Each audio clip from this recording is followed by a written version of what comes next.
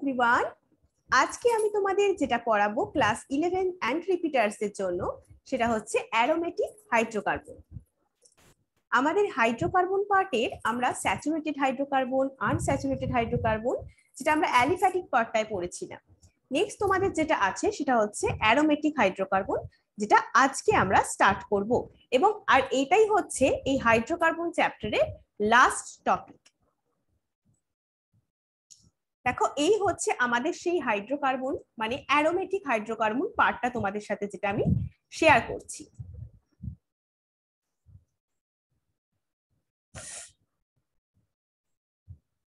এই হচ্ছে সেই অ্যারোমেটিক হাইড্রোকার্বন পার্ট। চলো তাহলে শুরু করা যাক। এই হাইড্রোকার্বন, দিস হাইড্রোকার্বন আর অলসো নোন অ্যাজ অ্যারিনস। এটা কিন্তু আমরা যেমন অ্যালকিন, অ্যালকাইন, অ্যালকেন পড়েছি, সেরকম এই অ্যারোমেটিক হাইড্রোকার্বনটাকে কিন্তু আমরা অ্যারিনও বলতে পারি। গ্রিক ওয়ার্ড অ্যারোমা থেকে এটা এসেছে, অ্যারোমা থেকেই অ্যারোমেটিক কথাটা এসেছে। তাহলে মানে অ্যারোমেটিক হাইড্রোকার্বন কথাটা এসেছে অ্যারোমা থেকে, যার মানেটা হচ্ছে প্লিজেন্ট স্মেলিং, মানে একটা মিষ্টি গন্ধযুক্ত হয়। অ্যারোমার মানেটা হচ্ছে মিষ্টি গন্ধযুক্ত হয়, প্লেজেন্ট অডার, ঠিক আছে, প্লেজেন্ট স্মেলিং। সেখান থেকেই নামটা হচ্ছে অ্যারোমেটিক কম্পাউন্ড। তার মানে অ্যারোমেটিক কম্পাউন্ড গুলোরও কিন্তু মিষ্টি সুমিষ্ট গন্ধযুক্ত হয়।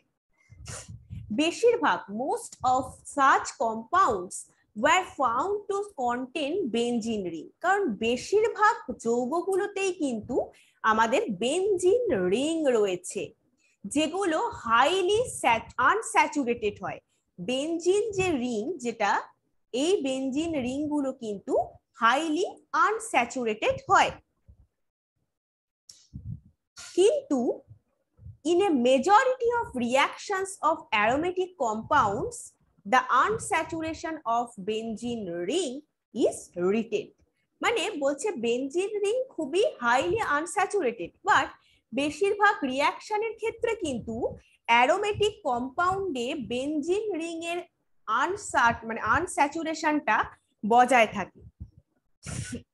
অসম্পৃক্ত হলেও, বেনজিন রিং অসম্পৃক্ত মানে আনস্যাচুরেটেড হলেও বেশিরভাগ রিঅ্যাকশনের ক্ষেত্রে অ্যারোমেটিক যে কম্পাউন্ডস গুলো তৈরি হয় সেখানে বেনজিন রিং এর আনস্যাচুরেশনটা কিন্তু রিটেন মানে বজায় থাকে। হাউএভার, এটা কিন্তু একদম তোমাদের পুরোপুরি আমাদের হচ্ছে ইন্ট্রোডাকশন পার্ট। এবারে বলতে পারো যে এই যে আমাদের অ্যারোমেটিক কম্পাউন্ডস, অ্যারোমেটিক হাইড্রোকার্বন কিছু আছে, ধরো do not contain a benzene ring but instead contain other highly unsaturated ring. কিছু কিছু আছে যারা ধরো বেনজিন রিং কন্টেন করে না, বাট আদার্স যে highly unsaturated ring, benzene ring তো হাইলি আনস্যাচুরেটেড, এটা মাথায় রাখো যে বেনজিন রিংটা হাইলি আনস্যাচুরেটেড। কিন্তু কিছু কিছু আবার অ্যারোমেটিক হাইড্রোকার্বনস আছে যাদের বেনজিন রিং নেই, বাট পরিবর্তে কিন্তু তাদের হাইলি আনস্যাচুরেটেড রিং আছে। এবার যারা বেনজিন রিং কন্টেন করে তাদেরকে বলে benzenoids, and not containing a benzene ring তাকে বলবো নন বেনজিনয়েডস। যাদের মধ্যে বেনজিন রিং আছে তাদেরকে বেনজিনয়েড বলবো, আর যাদের মধ্যে বেনজিন রিং নেই তাদেরকে বলবো নন বেনজিনয়েড। এখানে বেনজিনয়েডস এর কথাই আমরা বেশি পড়বো। বেনজিন, বেনজিনের মাথায় যেই একটা অ্যালকিল গ্রুপ মিথাইল যুক্ত হয়ে যায়, ইথাইল যুক্ত হয়ে যায়, মিথাইল যুক্ত হলে তাকে বলবো আমরা টলুইন। দেখো, দুটো বেনজিন বলয় যুক্ত হয়ে গিয়ে ন্যাপথালিন তৈরি হয়েছে, বাইফিনাইল তৈরি হয়েছে। এবার আমরা ইন্ট্রোডাকশন পার্টের পরে আসছি nomenclature and isomerism. all 6 hydrogen atom in benzene is equivalent.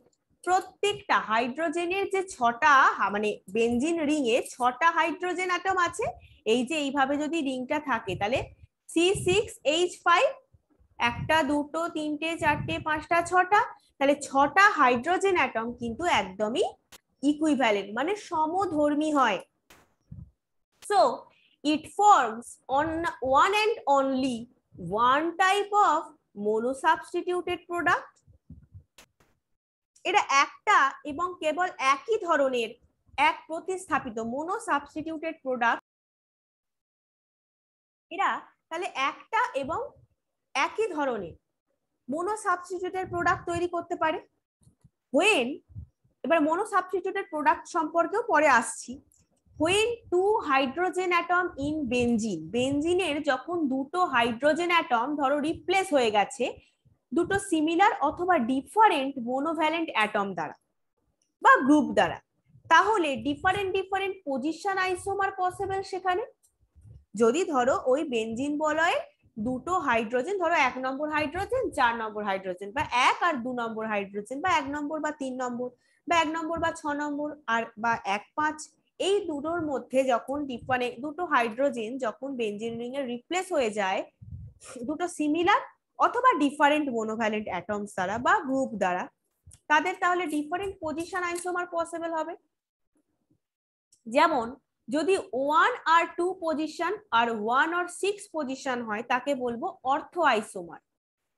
যদি 1 আর 3 পজিশনে বা 1-5 পজিশনে হয় তাহলে মেটা আইসোমার, আর 1-4 পজিশন হলে সেটা প্যারা সাবস্টিটিউটেড কম্পাউন্ড, প্যারা ডাই সাবস্টিটিউটেড কম্পাউন্ড।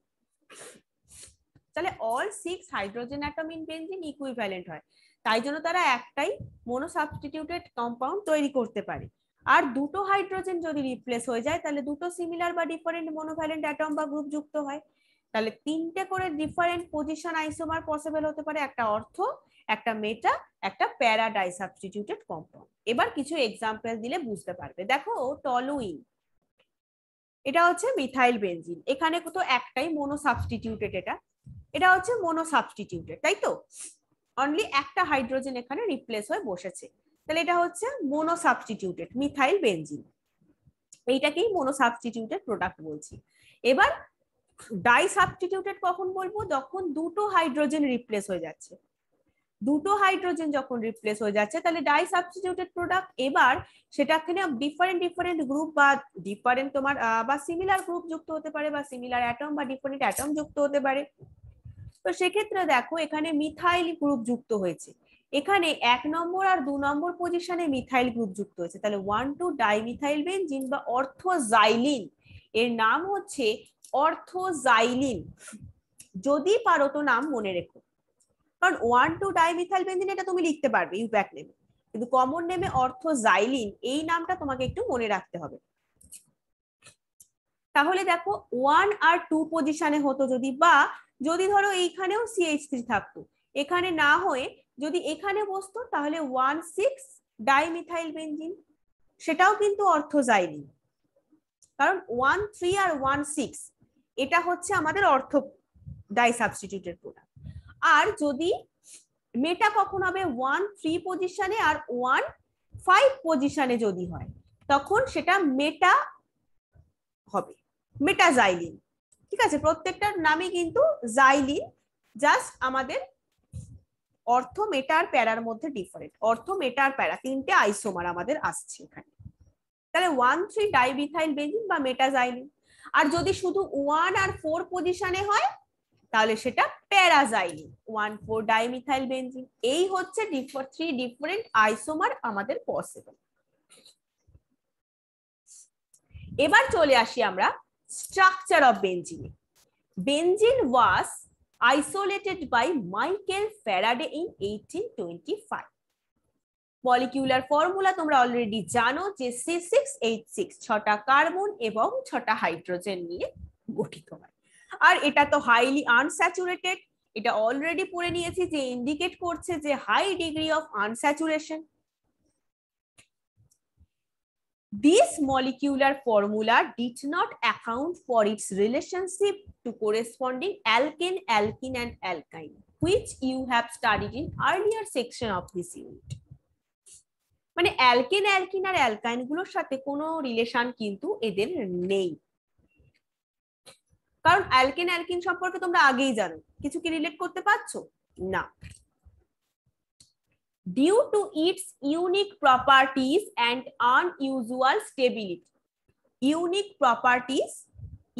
properties এর জন্য আর আনইউজুয়াল স্টেবিলিটির জন্য।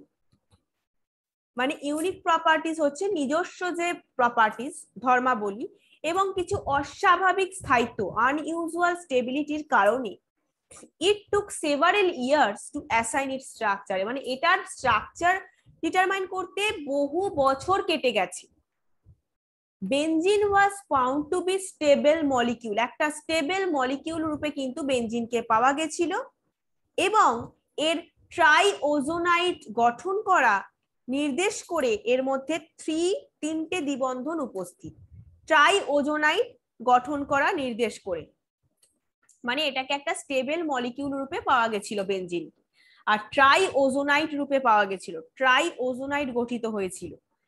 সেই জন্য এই বেনজিনের মধ্যে কিন্তু এই যে আমরা তিনটে বন্ধন দিই না, এই ট্রাইওজোনাইট থেকেই ট্রাইওজোনাইট গঠন করতে পারে বেনজিন, নির্দেশ করে, এটাকে নির্দেশ করেই এর মধ্যে কিন্তু তোমার তিনটে দ্বিবন্ধন উপস্থিত।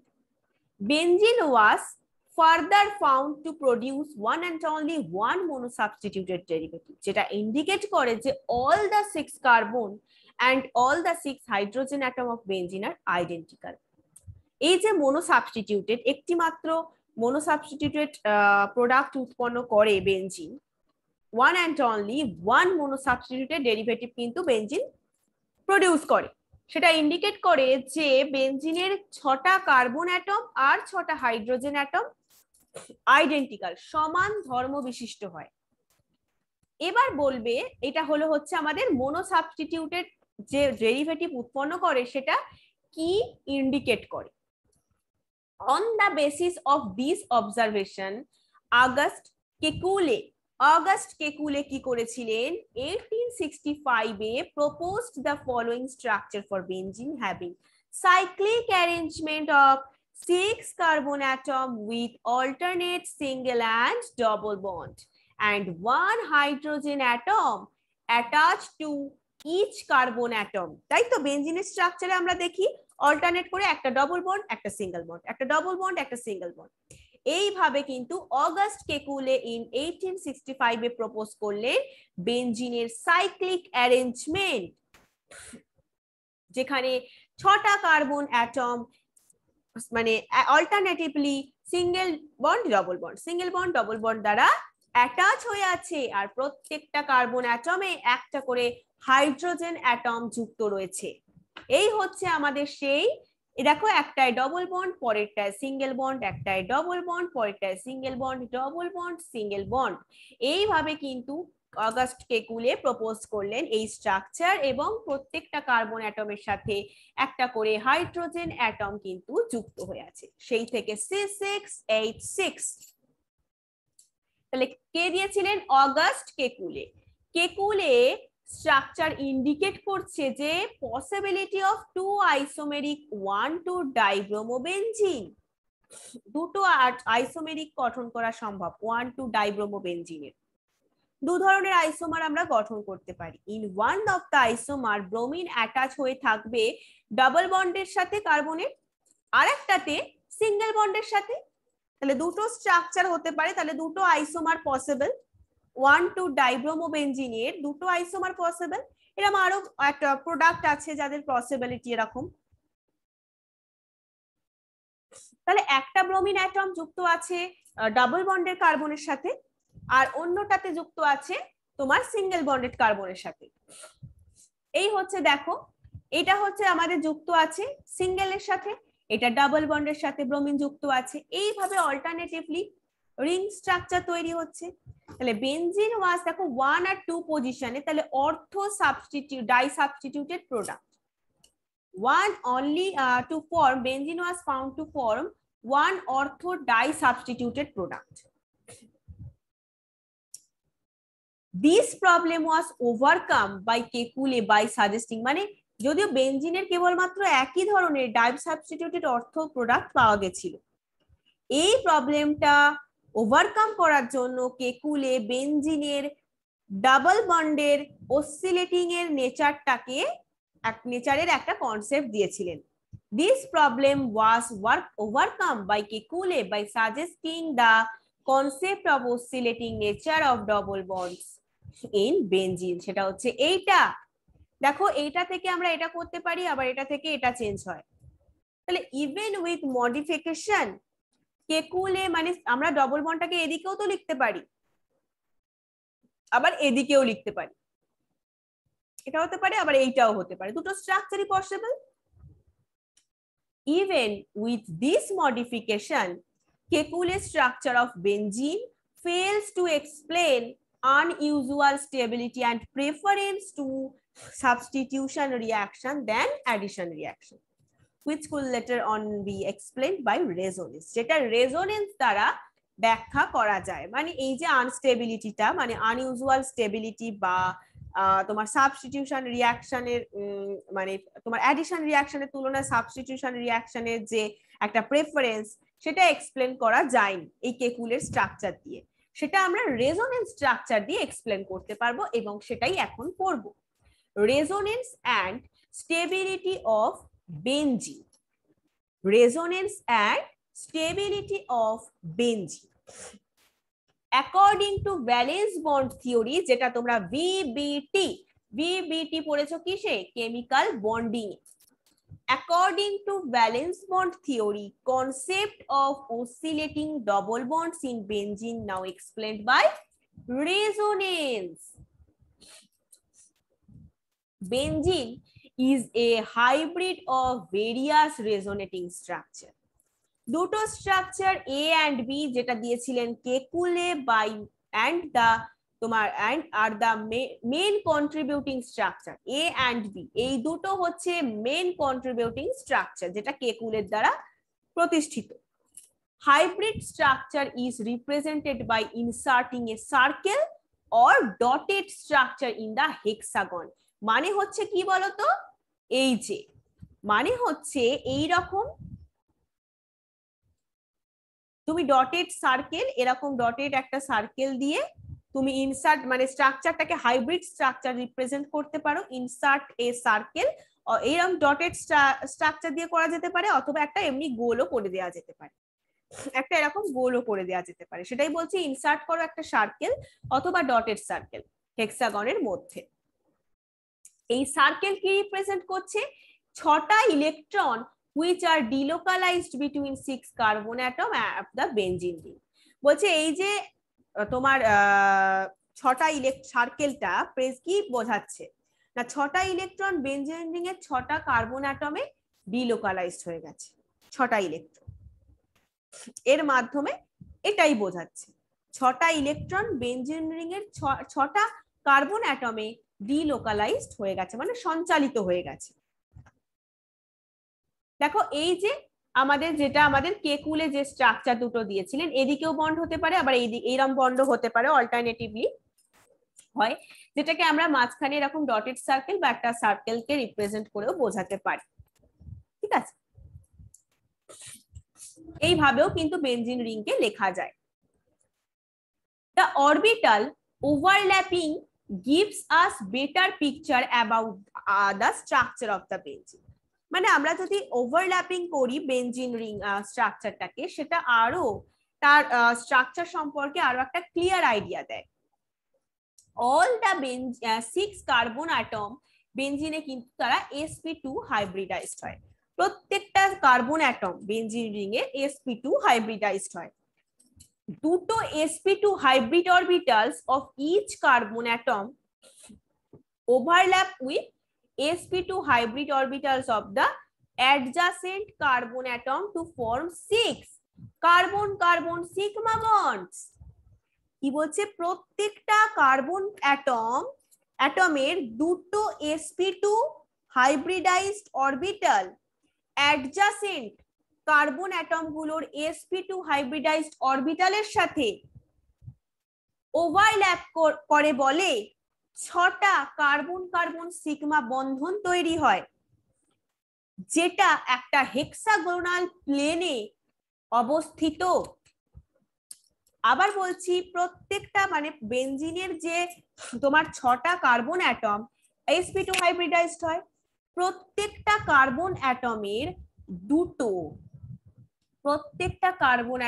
দুটো sp2 hybrid orbitals adjacent carbon atom গুলোর sp2 হাইব্রিডাইজড অরবিটালের সাথে ওভারল্যাপ করে, ফলে 6টা কার্বন কার্বন সিগমা বন্ড তৈরি হয়, যেটা একটা হেক্সাগোনাল প্লেনে অবস্থান করে। বাকি যে sp2 hybrid orbital of each carbon atom overlap করে ওই হাইড্রোজেন অ্যাটমের 1s অরবিটালের সাথে। Remaining sp2 hybrid orbitals of each carbon overlap করছে s অরবিটাল, 1s অরবিটালই বলা চলে হাইড্রোজেনের ক্ষেত্রে। তখন কি হয়, 6টা কার্বন হাইড্রোজেন সিগমা বন্ড তৈরি হয়। অবশিষ্ট যে কার্বন পরমাণুর যে sp2 হাইব্রিড অরবিটালস, সে কি করে হাইড্রোজেন অ্যাটমের s অরবিটালের মানে s অরবিটালের সাথে ওভারল্যাপ করে, ফলে আরো 6টা কার্বন হাইড্রোজেন সিগমা বন্ধন তৈরি হয়। Each carbon atom now left with one unhybridized p orbital perpendicular to the plane of the ring. প্রত্যেকটা কার্বন অ্যাটমে অবশিষ্ট একটি করে বিশুদ্ধ পি উপকক্ষ বলয়ের তলের সাথে ওই রিং এর প্লেনের সাথে পারপেন্ডিকুলারলি কিন্তু অবস্থান করে।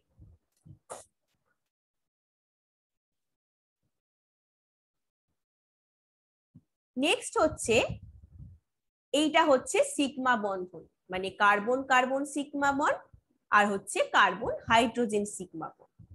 তাহলে আনহাইব্রিডাইজড p orbital of the carbon atoms are close enough to form a pi bond by lateral overlap. এখানে পাশাপাশি ওভারল্যাপ করে বলে পাই বন্ধন তৈরি হয়। কারা না, আনহাইব্রিডাইজড p orbitals of the carbon atom, মানে কার্বন অ্যাটমের আনহাইব্রিডাইজড p orbital থাকে, অসংকরায়িত আনহাইব্রিডাইজড p orbitals কার্বন অ্যাটমের আছে বলে তারা এতটাই ক্লোজ যে তারা কিন্তু পাশাপাশি ওভারল্যাপ করে, ল্যাটারালি বা সাইড ওয়াইজও বলতে পারো। ল্যাটারালি বা সাইড ওয়াইজ ওভারল্যাপ বলে এটাকে। সাইড ওয়াইজ ওভারল্যাপ করে তৈরি করছে পাই বন্ধন, কার্বন কার্বন পাই বন্ড তৈরি হয়। তাহলে there are two equal possibilities of forming 3 pi bond by overlap of p orbitals c2 c1 c3 c4 c5 c6 অথবা c2 c3 c4 c5 c6 c1। তাই তো, এই যে এখানে ধরো এই যে বেনজিন বলয়, এখানের সাথে c1 c2 এর সাথে সম্ভব, বা c2 c3 এর সাথে, ঠিক আছে, c1 c2 এর সাথে বা c3 c4 এর সাথে, c5 c6 এর সাথে, অথবা এটাও হতে পারে c2 c3 এর সাথে, c4 c5 এর সাথে, বা 6 নম্বর কার্বনের সাথে 1 নম্বর কার্বন পাই বন্ধন তৈরি। তাহলে 3টে পাই বন্ধন গঠনের সম্ভাবনা কিন্তু রয়েছে। এই যে তাহলে এখানে দেখো কার্বন আর হাইড্রোজেন কিন্তু এখানে তৈরি হয়েছে আমাদের সিগমা বন্ধন, এখানে কার্বন আর কার্বনের মধ্যে সিগমা বন্ধন হয়েছে, ঠিক আছে। আর এখানে কিন্তু এইখানে তৈরি হচ্ছে আমাদের পাই বন্ধন, এখানে তৈরি হচ্ছে পাই বন্ধন। তাহলে এই হচ্ছে আমাদের ব্যাপার, যেটাতে আমরা দেখাতে চাইছি। দেখো ফলোইং ফিগারসে যে পাই বন্ডটা যে তৈরি হয় 1 2 এর সাথে, এটার সাথে এটার, এই যে এইখানে এই ডটেড লাইনে যেগুলো দিয়ে দিয়েছে, ডটেড লাইনে যেগুলো দিয়েছে সেগুলো হচ্ছে আমাদের পাই বন্ড, ঠিক আছে। পাই বন্ড তৈরি হতে পারে এটা একটা c1 c2 এর সাথে, আচ্ছা c3 and c4 এর সাথে এটা হতে পারে, আবার c5 c6 এর সাথে এটা হতে পারে, ঠিক আছে। আবার হতে পারে কি আমাদের c2 c3 এর সাথে হতে পারে, c2 and c3 এর সাথে হতে পারে, c6 c1 এর সাথে হতে পারে, এই যে এটা যেটা বললাম c4 c5 এর সাথে হতে পারে, তাই তো, c4 c5 এর সাথেও হতে পারে। তাহলে এই 3টে পাই বন্ধন গঠনের পসিবিলিটিস রয়েছে, এটা মাথায় রাখবে। তাহলে এই স্ট্রাকচারে দেখলাম Kekule 2 Kekule structures with localised পাই বন্ধন রয়েছে। The internuclear distance between the all carbon atoms internuclear distance between the all carbon atoms in the ring has been determined by X-ray diffraction to be the same. There is equal probability for the p orbital of each carbon atom to overlap with the p orbitals of the adjacent carbon atom. কি বলছে? X রশ্মি diffraction দ্বারা নির্ণয় করা হয়েছে যে benzene ring এর সমস্ত carbon atom গুলোর একটা ইন্টারনিউক্লিয়ার ডিস্টেন্স যেটা রয়েছে সেটা কিন্তু সমান হয়। Diffraction to be the same, carbon atom গুলোর ইন্টারনিউক্লিয়ার যে ডিস্টেন্সটা সেটা কিন্তু সেম হয় বেনজিন রিং এর। আর প্রত্যেকটা কার্বন অ্যাটমের পি অরবিটালের অ্যাডজাসেন্ট কার্বন অ্যাটমের পি অরবিটাল গুলোর সাথে একটা ওভারল্যাপিং এর পসিবিলিটিস রয়েছে। একে দুটো বিন্দুযুক্ত ইলেকট্রন ক্লাউডের রিং বলা হয়।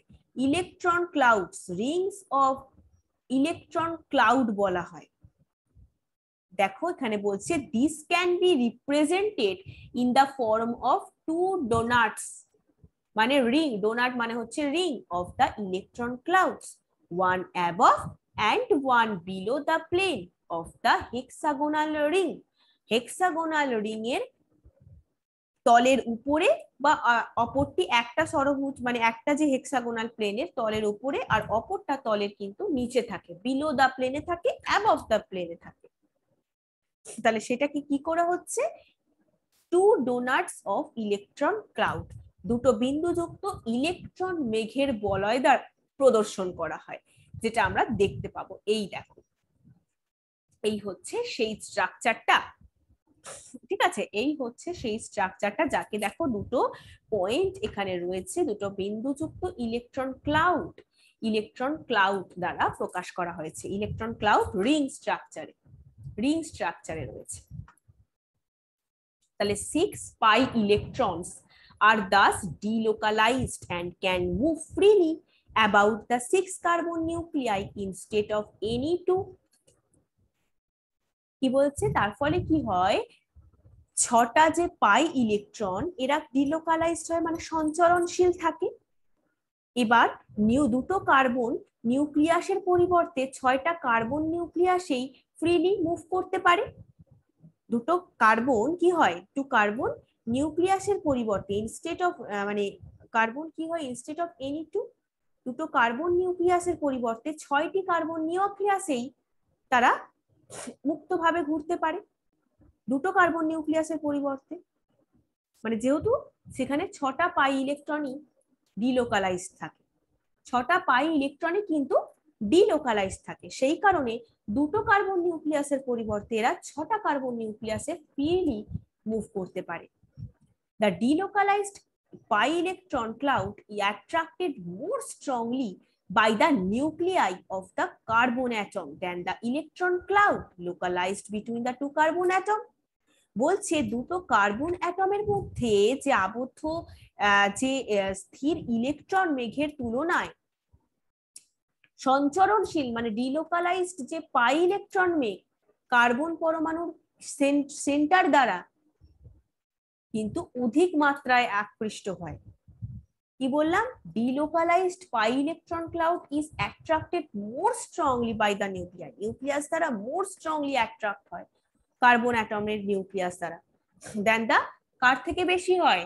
ইলেকট্রন ক্লাউড যেটা লোকালাইজড হয়ে আছে দুটো কার্বন অ্যাটমের মধ্যে, দুটো কার্বন অ্যাটমের মধ্যে যে ইলেকট্রন ক্লাউড লোকালাইজড হয়ে আছে তার থেকে দুটো মানে কার্বন অ্যাটমের নিউক্লিয়াস দ্বারা মোর স্ট্রংলি অ্যাট্রাক্টেড হয় ডিলোকালাইজড পাই ইলেকট্রন গুলো। Therefore, presence of delocalized pi electron in benzene makes it more stable than the hypothetical cyclohexatriene. তাহলে সেই কারণে এই যে এদের মধ্যে পাই ইলেকট্রনটা রয়েছে যে ফ্রিলি মুভ করছে, ডিলোকালাইজড পাই ইলেকট্রন, এটা মাথায় রাখতে হবে। ডিলোকালাইজড পাই ইলেকট্রন যে সঞ্চরণশীল, সেটার উপস্থিতির কারণেই বেনজিনের স্টেবিলিটি কিন্তু সাইক্লোহেক্সাট্রাইনের থেকে বেশি হয়। সেখানে সাইক্লোহেক্সাট্রাইনে তো পাই ইলেকট্রন নেই সঞ্চরণশীল, সেই কারণে। আর X-ray diffraction data reveals that benzene is a planar molecule. Benzene যে একটা সমতলীয় অণু সেটা কিন্তু এক্স-রে ডিফ্র্যাকশন থেকেই জানা যায়। আচ্ছা, two types of carbon-carbon bond length were expected. X-ray data indicates এইখানটা অতটাও ইম্পর্টেন্ট না, বাট ডিলোকালাইজড পাই ইলেকট্রনটার কথা কিন্তু অবশ্যই ভালো করে মনে রেখো। X-ray data indicate করে যে all the 6 carbon-carbon bond length are of same order 139 pm, which is intermediate between carbon-carbon single bond and carbon-carbon double bond এর ঠিক intermediate হয়। Thus, the absence of pure double bond in benzene accounts for the reluctance of benzene to show addition reactions under normal conditions, thus explaining the unusual behavior of the benzene.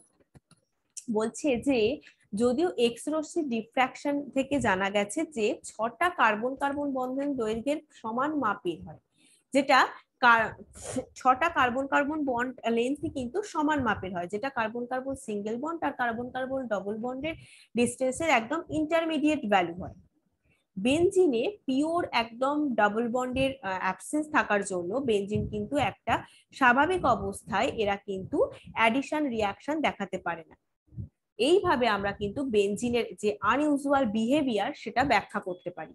তাহলে আমরা কি পারছিলাম না, সেই কারণেই তো আমরা কিন্তু আগে যে কেকুলের স্ট্রাকচার দ্বারা আনইউজুয়াল যে স্টেবিলিটি সেটা ব্যাখ্যা করতে পারছিলাম না, বাট এই রেজোনেন্সের মাধ্যমে কিন্তু আমরা সেটা ব্যাখ্যা করতে পারি।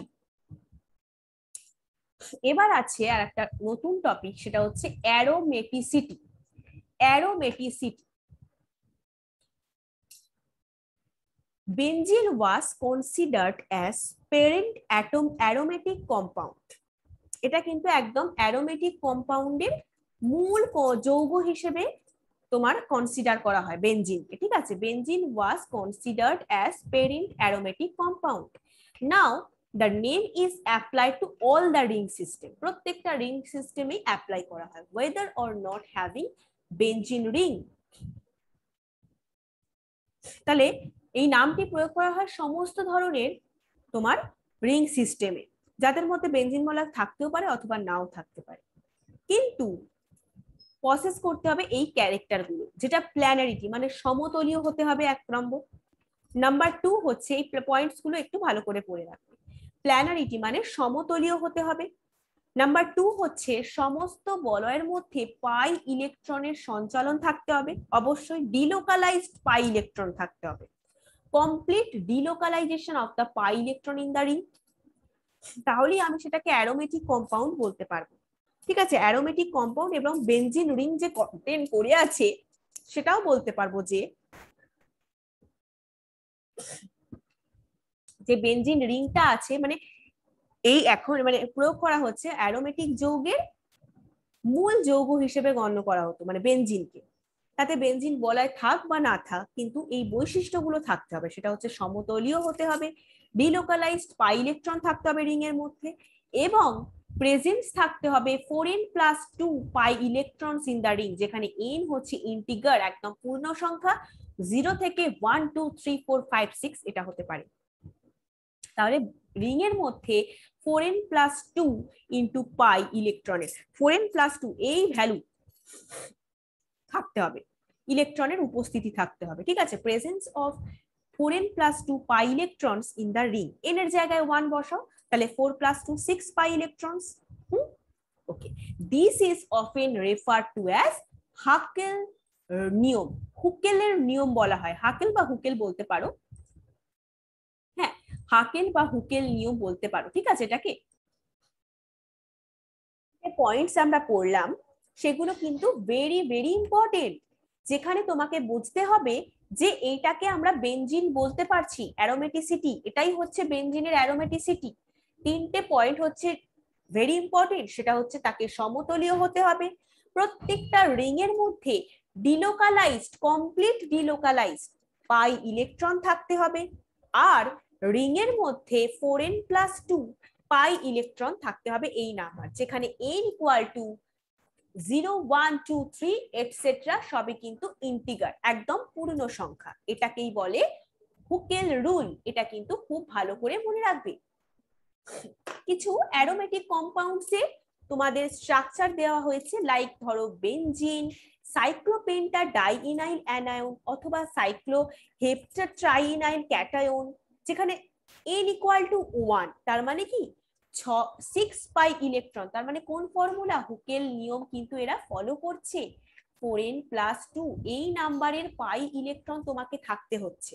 দেখো এখানে কিন্তু n ইকুয়াল টু 1, তাহলে এটা কিন্তু হুকেল নিয়ম মেনে চলছে। বা এখানে দেখো ন্যাপথালিন, যেখানে n ইকুয়াল টু 2, তাহলে 2 যদি বসাই 4 × 2 8 + 2 = 10, তাহলে 10 পাই ইলেকট্রনস রয়েছে, 10টা পাই ইলেকট্রন পেলাম আমরা ন্যাপথালিনের মধ্যে। বা n ইকুয়াল টু 3 হলে 14টা পাই ইলেকট্রন। তাহলে এখান থেকে তোমরা একটু এই ব্যাপারগুলো মনে রেখো, এই ব্যাপারগুলো একটু মাইন্ডে ভালো করে মনে রেখো, যেগুলো হচ্ছে তোমার এই 4n + 2 পাই ইলেকট্রন, এটা কিন্তু রিং এর মধ্যে থাকতে হচ্ছে, তবেই তার অ্যারোমেটিসিটি বজায় থাকছে। তাহলে প্রত্যেকটার একটা করে এক্সাম্পল তুমি যদি মনে রাখো, যে বেনজিন একটা মনে রাখলে যার n ইকুয়াল টু 1, ন্যাপথালিনের ক্ষেত্রে n ইকুয়াল টু 2, যেখানে 10 পাই ইলেকট্রনস,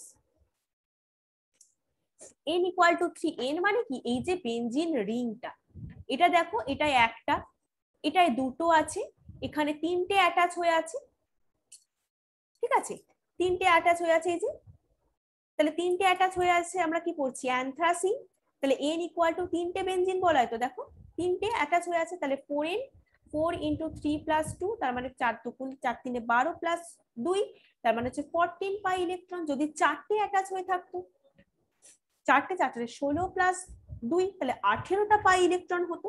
এই পয়েন্টস গুলো কিন্তু একটু তোমাকে মাথায় রাখতে হচ্ছে। নেক্সট আমাদের আছে প্রিপারেশন অফ বেনজিন। বেনজিন আমরা কি করে প্রিপেয়ার করব, তাহলে বেনজিন রিং বা বেনজিন যেটা আমরা অ্যারোমেটিক কম্পাউন্ড, সেটা হচ্ছে কি বেনজিন কিভাবে প্রিপেয়ার করব।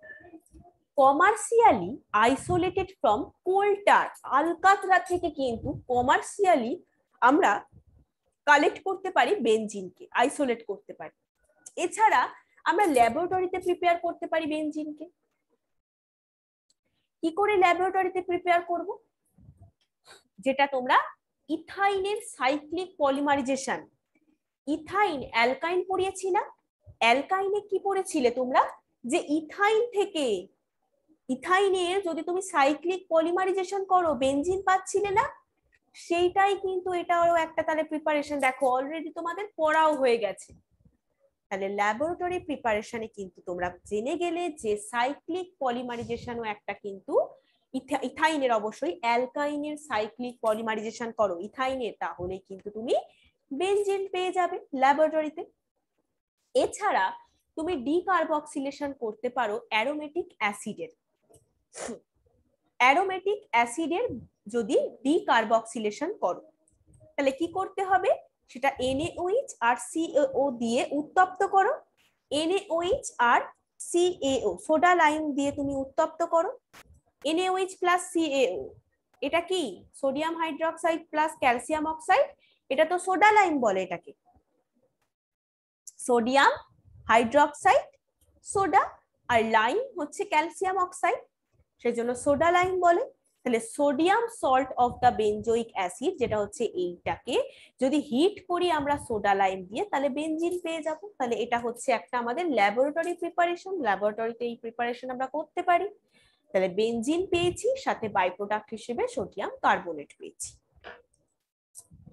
এছাড়া তুমি ফেনলের রিডাকশন করতে পারো, ফেনল মানে বেনজিনের সাথে একটা হাইড্রোজেন রিপ্লেস হয়ে হাইড্রক্সিল গ্রুপ যুক্ত আছে, যাকে তুমি ফেনলকে রিডিউস করতে পারো বেনজিনে, তুমি পাস করো its vapour over heated zinc dust, zinc ডাস্টের উপর দিয়ে একদম হিটেড উত্তপ্ত জিঙ্ক চূর্ণের উপর দিয়ে তুমি ফেনল বাষ্পকে চালনা করো, তাহলে সেটা কিন্তু বেনজিনের রিডিউসড হয়ে যায়, বিজারিত হয়ে যায়। দেখো খুব ইজি একটা রিয়াকশন কিন্তু এটা। তাহলে কি মনে রাখলে, ল্যাবরেটরি টেস্ট করতে গেলে তুমি ইথাইনের সাইক্লিক পলিমারাইজেশন যেটা আগে পড়েছো সেটাই এখানে কাজে লেগে যাচ্ছে। এছাড়া তুমি অ্যারোমেটিক কিছু অ্যাসিডের ডিকার্বক্সিলেশন করতে পারো। এছাড়া তুমি ফেনলকে রিডিউস করতে পারো। তার জন্য তোমাকে হিটেড জিঙ্ক চূর্ণের উপর দিয়ে ফেনল ভেপার চালনা করতে হবে, তাহলেই কিন্তু বেনজিন নিয়ে সেটা রিডিউস হয়ে যাবে। এবার আছে প্রপার্টিজ। প্রপার্টিজ এর মধ্যে আছে, আমরা কি কি বললাম তাহলে? নমেনক্লেচার, স্ট্রাকচার, আইসোমারিজম, প্রিপারেশন, ইন্ট্রোডাকশনের পর আর কি যেটাগুলো পড়লাম। নেক্সট হচ্ছে আমাদের প্রপার্টিজ, তার মধ্যে ফিজিক্যাল প্রপার্টিজ পড়বো, এছাড়াও পড়বো কেমিক্যাল প্রপার্টিজ।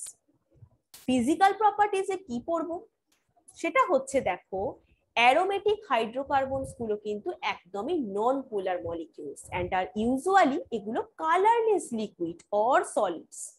এগুলো কিন্তু একদমই colourless liquids or solids with a characteristic aroma, মানে একটা সুগন্ধযুক্ত হয়, কালারলেস বাট খুব মিষ্টি গন্ধযুক্ত হয়। অলরেডি তোমরা ন্যাপথালিন বল সম্পর্কে জানো।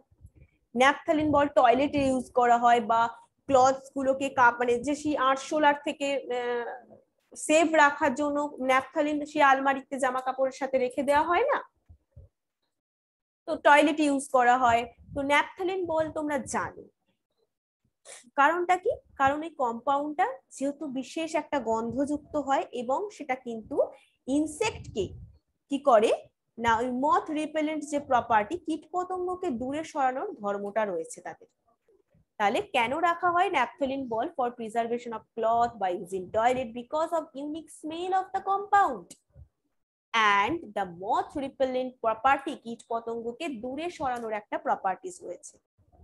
Aromatic hydrocarbons are immiscible with water, কারণ এটা non polar, but readily miscible with organic solvent যারা নন পোলার। বাট ওয়াটার তো পোলার মলিকিউল, সেখানে তাহলে তারা দ্রবীভূত হয় না, ইমমিসিবল মিশ্রিত হয় না, বাট অর্গানিক সলভেন্টের ether, organic solvent like ether, এতে কিন্তু সহজেই মিশে যায়। They burn with sooty flame, এরা কিন্তু একটা কালো শিখা সহ জ্বলে। They burn with sooty flame, sooty flame মানে হচ্ছে এরা কিন্তু কালো শিখা সহ জ্বলে, জ্বলে ওঠে আর যদি বার্ন করা হয়।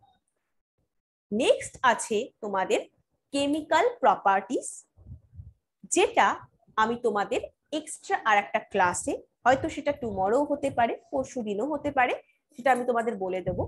কেমিক্যাল প্রপার্টিস যেহেতু টোটালি একটা আলাদা আবার একটা পার্ট শুরু হচ্ছে, তাই সেটা আমি তোমাদের নেক্সট আর একটা ক্লাসে পড়াবো। আজকে তাহলে ফিজিক্যাল প্রপার্টিস অব্দি আমরা পড়ালাম, কিন্তু বাট এই উইকেই আমরা এটা কমপ্লিট করে ফেলার ট্রাই করবো এই হাইড্রোকার্বন পার্টটা। ঠিক আছে, ওকে, চলো তাহলে আজকে এই পর্যন্তই থাকলো। নেক্সট ক্লাসে তোমাদের সাথে আবার দেখা হবে। Thank you so much, bye, take care.